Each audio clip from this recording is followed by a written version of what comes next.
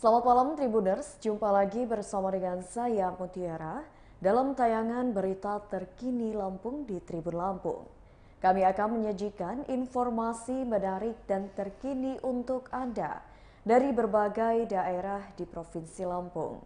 Dan inilah berita terkini selengkapnya. Kepala BPBD Kota Bandar Lampung meninggal dunia. Kepala Badan Penanggulangan Bencana Daerah atau BPBD Bandar Lampung, yakni Syamsul Rahman, meninggal dunia. Syamsul Rahman meninggal di usia 58 tahun dalam kondisi masih menjabat sebagai Kepala BPBD Bandar Lampung. Kabar meninggalnya Kepala BPBD Bandar Lampung Syamsul Rahman disampaikan oleh Camat Rajabasa Bandar Lampung Hendri Satria Jaya melalui pesan WhatsApp pada Kamis 21 Juli 2022. Dijelaskan Hendri, Syamsul Rahman semalam sekitar pukul 10 waktu Indonesia Barat masih performance dalam lomba solo song antar kepala OPD atau organisasi perangkat daerah di Bandar Lampung Expo 2022 di lapangan Waidadi, Sukarame. Sebelum menjabat Kepala BPBD, jabatan yang diembannya adalah Kabid Bina Marga Dinas Pekerjaan Umum Kota Bandar Lampung.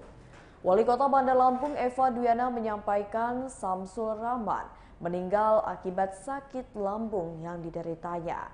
Eva Duyana saat diwawancarai oleh Tribun Lampung pada Kamis 21 Juli 2022 mengaku mendapatkan informasi beliau meninggal ketika ditelepon Kadiskom Info Bandar Lampung Ahmad Nur Rizky Erwandi pada pukul 7 waktu Indonesia Barat. Syamsul Rahman meninggal sekitar pukul 2 waktu Indonesia Barat di Rumah Sakit Umum Daerah Abdul Muluk. Sementara Herlandes, sang keponakan, mengaku ia dan keluarga besarnya sangat terpukul dengan meninggalnya almarhum Syamsul Rahman. Herlandes yang juga bendahara Dinas Bina Marga Bina Konstruksi Provinsi Lampung mengatakan terkejut mendengar kabar pamannya meninggal dunia. Herlandes mengakui pamannya sangat sibuk dalam bekerja karena berdinas di kantor BPBD Bandar Lampung. Menurutnya, sehari sebelumnya memang almarhum badannya sedang tidak enak dan sudah berobat ke dokter. Lalu diminum obat tersebut dan merasa sudah enak badan, pamannya pamit untuk pergi ke Bandar Lampung Expo.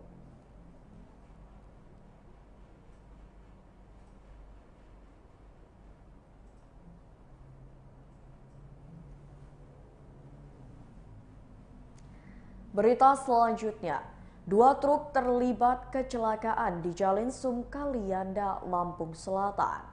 Kecelakaan lalu lintas terjadi di Jalan Lintas Sumatera antara kendaraan dump truck dengan truk cold diesel. Tepatnya di kilometer 45-46 Dusun Kubu Tanah, Desa Gunung Terang, Kecamatan Kalianda, Lampung Selatan pada Kamis 21 Juli 2022.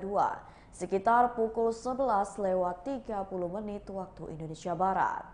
Kecelakaan melibatkan 2 kendaraan, yakni truk cold diesel dengan nomor polisi D9184VD dengan dump truck dengan nomor polisi BE8533DY. Truk cold diesel membawa 2 penumpang sedangkan dump truck bermuatan abu batu. Salah seorang saksi bernama Rojali mengatakan, kendaraan truk cold diesel berisi 3 orang.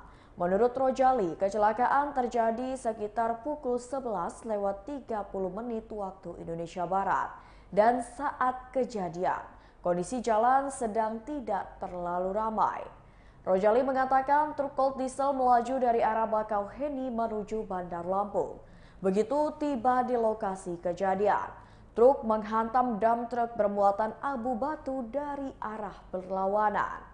Akibat kecelakaan, abu batu yang diangkut dump truck tumpah di jalanan. Kedua bangkai kendaraan yang menutupi sebagian permukaan jalan menyebabkan kemacetan hingga 1 km.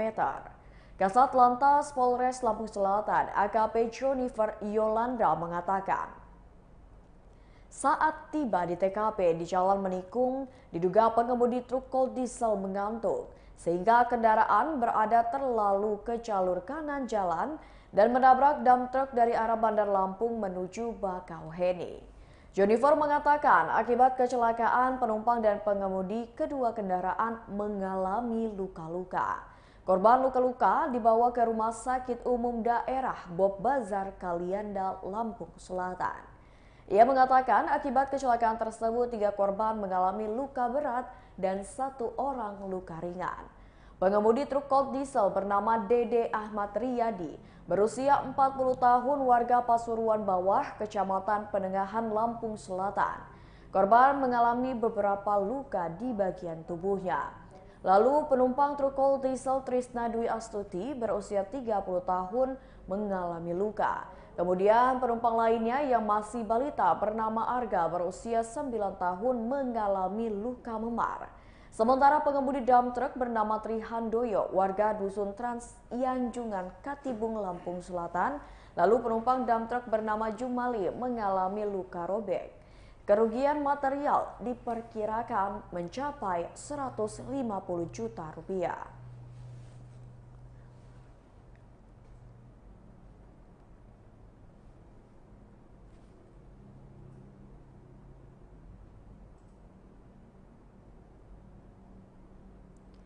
Berita selanjutnya, seorang pensiunan PNS ditemukan meninggal dunia. Warga Perumnas Waikandis, Kecamatan Tanjung Senang, Kota Bandar Lampung, digegerkan dengan temuan mayat di dalam rumah. Mayat tersebut ditemukan pertama kali oleh tukang cat yang sedang bekerja di rumah tersebut pada Kamis 21 Juli 2022 siang, sekira pukul 11:30 waktu Indonesia Barat. Warga sekitar pun akhirnya ramai guna melihat penemuan mayat tersebut. Ketua RT 06 Lingkungan 1 Perumnas Waikandis Muhammad Yani membenarkan bahwa memang ada warganya yang meninggal dunia di dalam rumah. Menurut Muhammad Yani, tetangganya yang meninggal dunia bernama Benediktus Purba, berumur 66 tahun. Ia mengatakan Benediktus Purba merupakan pensiunan pegawai negeri sipil di kantor wilayah Kementerian Agama Lampung Selatan. Dan selama ini, Benediktus Purba tinggal sendirian di rumah tersebut. Ia mengaku selama ini tetangganya dalam kondisi sehat-sehat saja. Muhammad Yani menduga Benediktus Purba sudah meninggal sejak 2 hari lalu, karena 3 hari lalu ia masih berkomunikasi dengan tukang cat. Menurutnya rumah itu akan dicat karena mau menikahkan anaknya. Muhammad Yani menjelaskan saat ditemukan kondisi tubuh tetangganya sudah membengkak.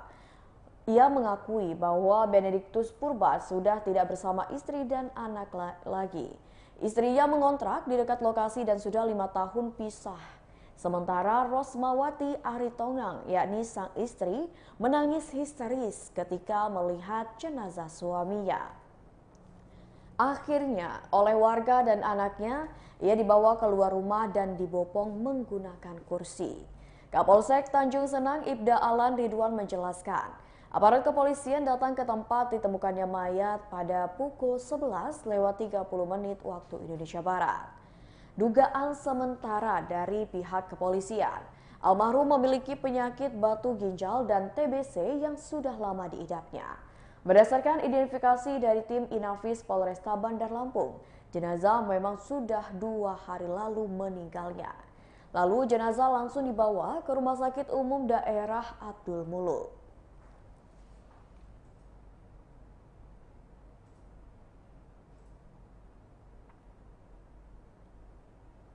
Berita selanjutnya, sebuah mobil terbakar di Desa Jati Kalianda. Terjadi kebakaran minibus Daihatsu Ayla berwarna merah dengan nomor polisi BE1533DA di dekat minimarket Desa Jati Kalianda, Lampung Selatan. Peristiwa itu terjadi di Jalan Lintas Sumatera kilometer 57, Desa Jati, Kecamatan Kalianda, Lampung Selatan, pada Rabu 20 Juli 2022 sekira pukul 15:40 waktu Indonesia Barat. Kasat Lantas Polres Lampung Selatan AKP Jennifer Yolanda membenarkan peristiwa kebakaran kendaraan tersebut. Jennifer mengatakan pengemudi memarkirkan kendaraannya tepat di depan dealer Mitsubishi Desa Jati. Jennifer mengatakan saat sopir akan memadamkan api, tiba-tiba kendaraan tersebut meledak. Saksi di lokasi yang melihat kejadian segera menghubungi petugas pemadam kebakaran pemerintah Kabupaten Lampung Selatan. Lalu sekira pukul 16 waktu Indonesia Barat datang satu mobil damkar dan langsung memadamkan sisa api pada mobil yang terbakar dan sekira pukul 16:20 waktu Indonesia Barat api selesai dipadamkan. Adapun total kerugian material akibat kebakaran tersebut yakni mencapai 70 juta rupiah. Terpisah, Kepala Bidang Pemadam Kebakaran Dinas Damkar dan Penyelamatan Kabupaten Lampung Selatan, Ruli Fikriansyah mengatakan, penyebab kebakaran diduga berasal dari percikan api di mesin.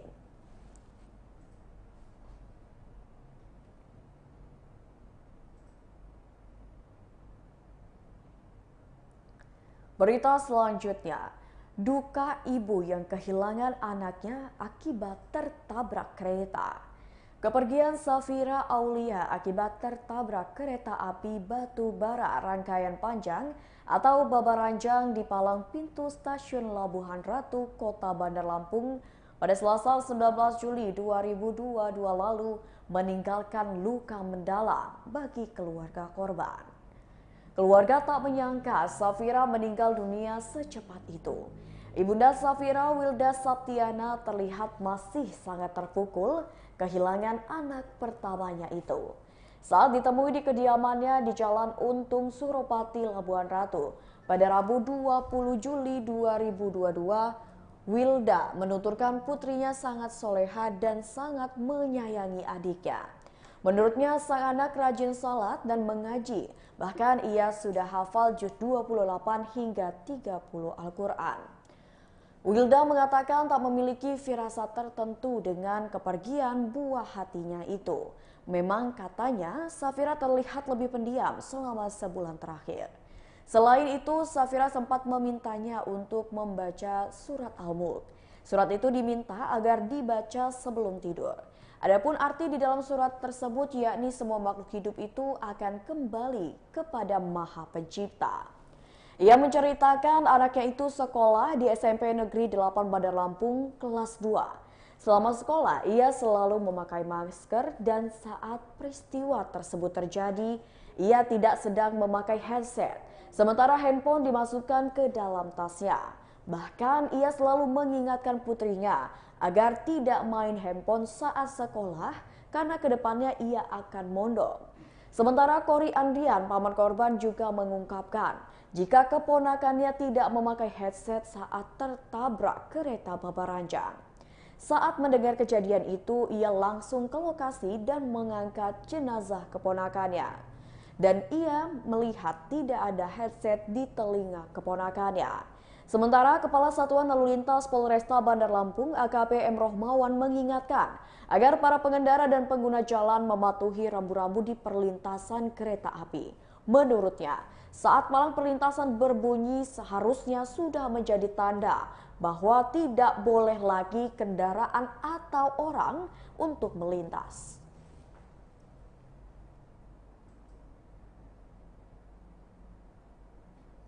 Berita selanjutnya, 20 pelaku terduga pengeroyokan dikejar polisi Minggu dini hari. Polres Kota Metro melakukan pengejaran terhadap pelaku pengeroyokan dan pengrusakan mobil yang terjadi pada Minggu 17 Juli 2022 dini hari.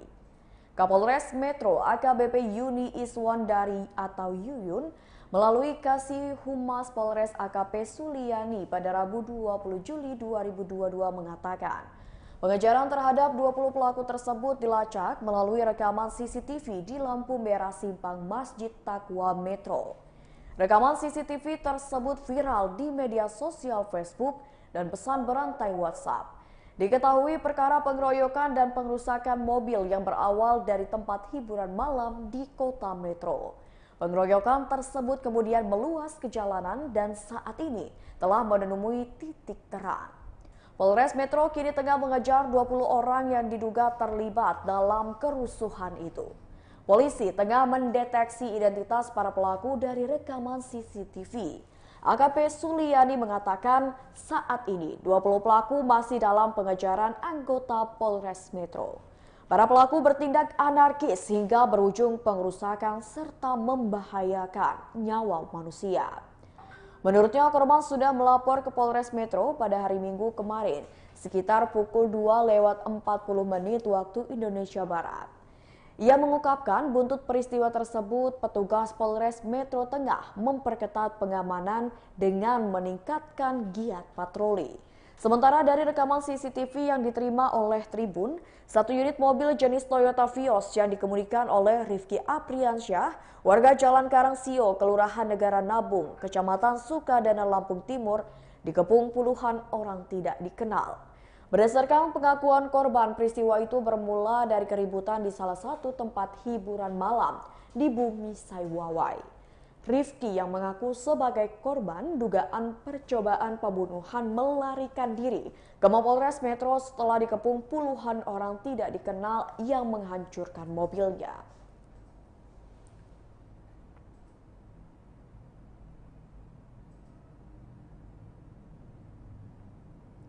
Baiklah Tribuners, itulah berita terkini Lampung bersama dengan saya Mutiara. Jangan lupa untuk terus saksikan YouTube Tribun Lampung News Video, Facebook Tribun Lampung, Instagram @tribunlampung, dan TikTok @tribunlampung untuk informasi terupdate lainnya.